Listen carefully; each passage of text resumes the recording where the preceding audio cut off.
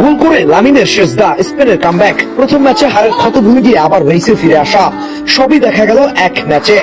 তবে অনেকেই হাসছেন এই জয় দেখে। তাদের অনেকের কাছে এতদিন সৌদি আরব অনেক স্ট্রং আর কঠিন প্রতিপক্ষ ছিল। এখন একদল বলতেছে ছোট দলের সাথে স্পেন হেসে খেলে জিতে গেছে। অদ্ভুত ডিগবাজি। স্পেন এই বিশ্বকাপ এসেছিল বিশ্বজয়ের জন্য, কিন্তু প্রথম ম্যাচে কে ভারতের 40 বছর বয়সী গোলকিপার ভজুনহোর কাছে হার মেনে গোল শূন্যই থেকে যায়। তারপর থেকেই শুরু হয় তাদের নিয়ে ট্রল। কিন্তু সবকিছুর জবাব দেওয়ার জন্য আজকেই জড়ো হয়েছিল স্পেনের তারকারা। গত ম্যাচের ভুলগুলো পাশে রেখে আজ শুরু থেকেই গোলের জন্য খেলতে থাকে স্পেনের খেলোয়াড়রা। গোলের জন্য প্রথম সেকেন্ড থেকেই মরিয়া হতে দেখা যায় লামিন পেদ্রিদের। ফলাফল আসতেও দেরি লাগে না, মাত্র 10 মিনিটের মাথায় প্রথম গোল আসে। গোল করেন লামিন ইয়ামাল। মাইকেল ওরিজাবালের অ্যাসিস্টে লামিনের দুর্দান্ত গোলের পর স্পেনের পালে হাওয়া লাগে। লামিন সেলিব্রেশন করে, সৃষ্টিকর্তার দরবারে নিজেকে সঁপে দেন। লামিন আর স্পেন দলটা এক প্রকার মেড ফর ইচ আদার।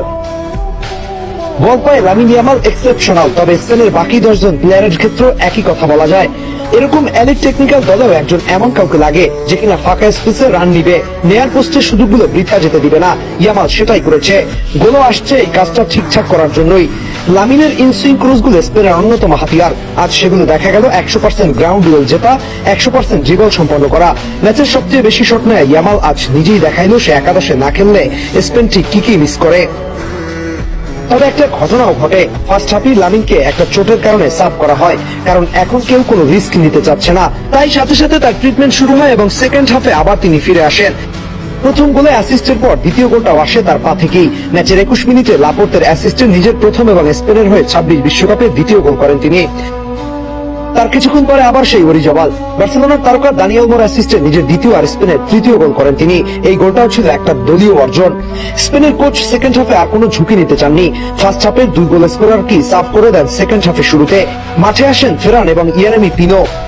তবে সৌদি নিজেরাই এবার নিজের জালে গোল দিয়ে হালি পূরণ করে। তবে এই বিশ্বকাপে একটা বিষয় অনেকের জন্য ভালো হয়েছে, আর সেটা হলো হাইড্রেশন ব্রেক।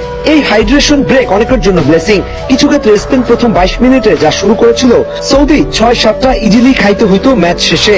এই জিনিস খেলার মোমেন্টাম চেঞ্জ করে। দেখা গেল কোচ ম্যানেজমেন্টরা টেকনিক্যাল সেটআপ চেঞ্জ করে প্লেয়ারদের বিভিন্ন ধরনের দিক নির্দেশনা দেন। এই জিনিসটা আগে থাকলে ফুটবল বিগত সময়ে অনেক ট্র্যাজেডিক ম্যাচগুলোর রেজাল্ট ভিন্ন হতে পারত। যাই হোক, স্পেন কামব্যাক করেছে। এবার দেখার পালা এই বিশ্বকাপে তারা কতদূর দেখা যেতে পারে।